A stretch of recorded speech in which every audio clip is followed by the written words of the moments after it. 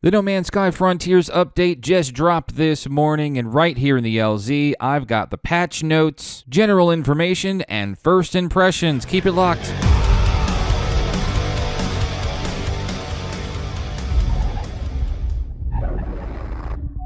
Fellow travelers, you have settled into the LZ. Welcome back. So great to have you. This is it. This is what we've been waiting a few weeks for. The long, endless teases from Sean Murray and Hello Games for the new anniversary update. We'll talk more about that here shortly. I will likely have a review up probably Friday or Saturday for this new update, so keep it locked here. Also, check the cards above for the most recent video that I posted concerning what we knew about this update going into this and what we thought we know. A lot of speculation there, but you get to contrast what today's information is versus what we predicted leading into this update today. Without further ado, I'm going to scroll the patch notes on the screen for you so you can see that, and check the description below for a link if you don't already have it. We'll talk about these things high level as we go, but undeniably the marquee aspect of the Frontiers update is planetary settlements. Now, I know over the last several years, the folks that have been screaming for cities in No Man's Sky, well, they're kind of getting their wish here. Happy to report that the cities are actually pretty well performance-wise. I've played a little bit this morning. Doesn't chug my system. The one that I found so far is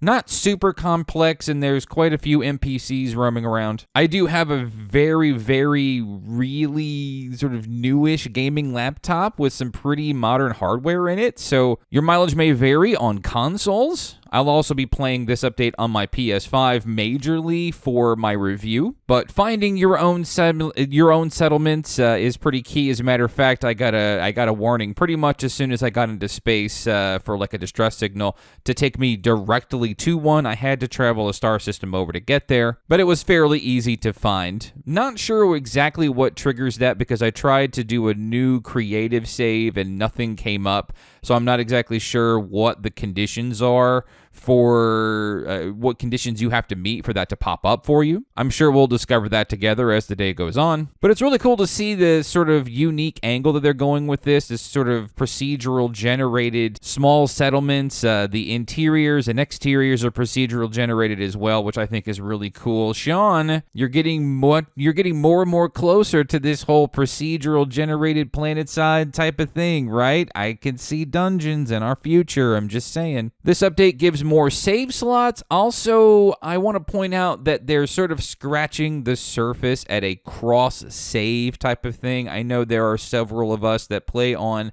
several different platforms, whether it's PS4, PS5, PC or PS5. Like me, I play on both PC and PlayStation 5, so I would love the idea of being able to share my saves between those two systems, because there are definitely times that I can't play my PS5. I have kids, they love to take that TV, so I'd like to be able to migrate over to my PC. This doesn't quite do that, but it almost feels like they're beginning to hint at that, which is kind of interesting. What they're doing here is essentially saying that all of the expeditions and Quicksilver items that you buy in the store will sort of just live on those platforms now instead of being save specific, which I think is great because I don't like having several saves just sort of sitting there for no good reason after I finished expeditions on them. I thought that was kind of a poorly thought out way of handling it to begin with. The whole aspect of helping settlements grow, I think, is really key here. I think this is going to provide a decent gameplay loop that I think is going to keep folks engaged. I'm a little worried about the time-sensitive aspect of it, though, because it's going to be like, hey, so far my experience is, hey, come here, do this thing, and then leave and come back, right? Which is, I guess, not a terrible thing, but those of you who on my Twitter feed kind of hate the idea of having to wait for things to progress, this is not going to sit well with those folks. I already kind of feel like I don't understand what it is that I need to do. My settlement right now, I build a building, and it just pops up this empty shell of a building, and then nothing happens, and then it's not allowing me to progress any further or build more buildings. So I don't know if that's a bug or if that's intended for me to just sort of go explore and then come back when it's ready for me to do something. So obviously I'm not going to review that aspect now because I don't fully understand it yet, so I want to take that time and maybe understand it, maybe wait for some patches and things like that, which we'll undoubtedly see in the next couple of days. Hello Games are pretty good about churning out updates immediately. Another huge aspect of this update is base building parts. If you are a base builder, you are absolutely going to love this update. They have injected hundreds of new assets into the game for base building. And I've got to say, the new base building menu, the new quick menu, is kisses, fingers, delightful. And I'm not a base builder myself. I actually don't like base building on planets all that much because it's kind of buggy.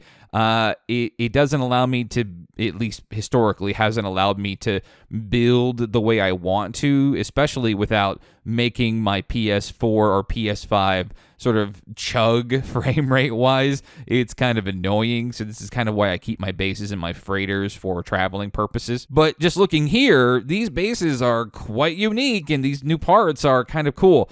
There's a lot of folks in the community that like to glitch build.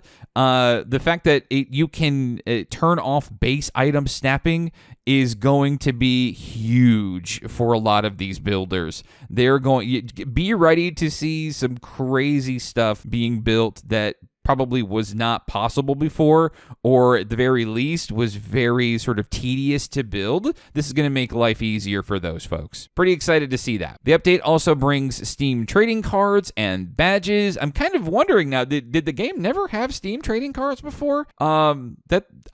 I guess I kind of just overlooked that. I've always been sort of a PlayStation player anyway, and only recently been playing on PC, so this is an interesting add. Your settlements can be defended from sentinels. I think that's really cool. I want to see kind of how that aspect plays out for this. Was kind of hoping this update was going to have a more mutual enemy aside from sentinels to be able to do that.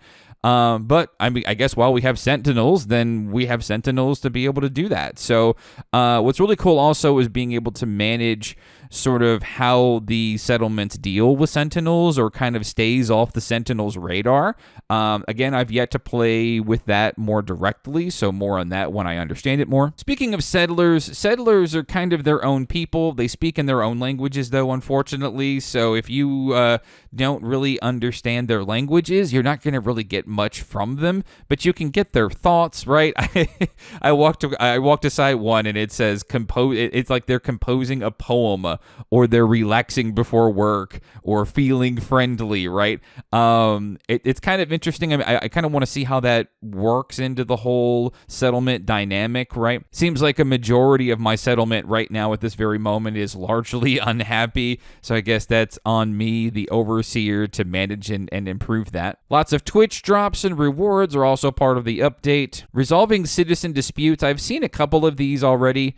It looks kind of like a sort of like a brother and a sister fighting over pettiness, like, hey, you stole from me or whatever. You can eject people from the settlement, or I need to play with this a little bit more to fully understand sort of the impact that it has on the settlement, so more on that. Seems also that settlements will produce rewards for you. I'm interested to see how that plays out too, because this is, as you've probably seen on Twitter, if you're on Twitter and following the No Man's Sky verse, a lot of folks are comparing this to Animal Crossing. I am not an Animal Crossing player. It looks a little too cutesy-wootsy for me. Sounds pretty addicting, though, so I should maybe consider giving that a try. But I'm more of on the lines of, if anybody's ever played Breath of Fire 3 or Breath of Fire 4 from like in the 90s. Yes, I know I'm showing my age here. But in those two games, if you ever played those, you had like a sort of like a fairy island that you could manage, and this is kind of like that, right? You're managing the building, you're managing the population, you're managing how happy they are. This is really cool. I can't wait to see sort of how this works out in the end, if this is really shooting for something that's deep and dynamic like that. This is going to give me something which I think is really cool. One thing I know impressions-wise I'm a little disappointed with settlement is that I can't build my own settlements from scratch. That, I think, when you take settlements and base building, they really should be combined. They really should be their own thing. I understand that's probably going to be a pain in the neck to put together, right? Especially for those more complex builds, because you have people that are like gods at base building, but this might make sort of tracking and pathing for NPCs very difficult or impossible. So I could see why they don't do it, but I feel like it's kind of a missed opportunity.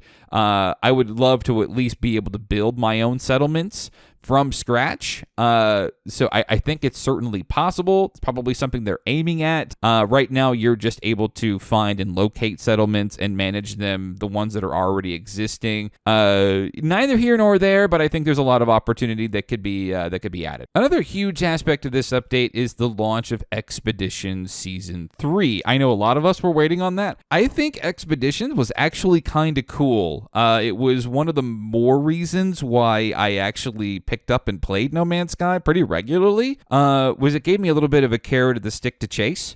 It's not perfect. Again, that whole having to start a new save to do it thing is kind of frustrating to me. I understand why they do it. Because it's very pathed out, right? You gotta get your own ship with its own technology, and everything's accelerated when it comes to the progression of things. So I understand it. I just hate it. Not their fault. It's probably mine, if anything. But a lot of folks were waiting for Season 3. So now let's talk about kind of my initial impressions so far, right?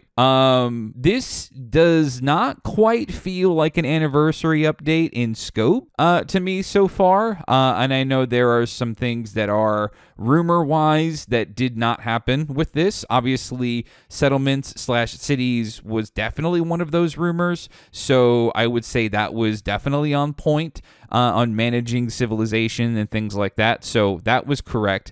One thing that was left unaddressed with this update, though, that the previous Prisms update added was managing space stations. That has yet to be addressed with this update. However, it might be addressed with Expeditions 3. So if you're playing that season, we'll probably figure out kind of what's happening with Expeditions 3. Interested to see where that goes. More with that later. But as far as scope-wise, and I don't want to downplay the work of Hello Games, I don't want to downplay the sort of impact of the update, but generally when we think about the scope of an anniversary update, right, we are year number 5.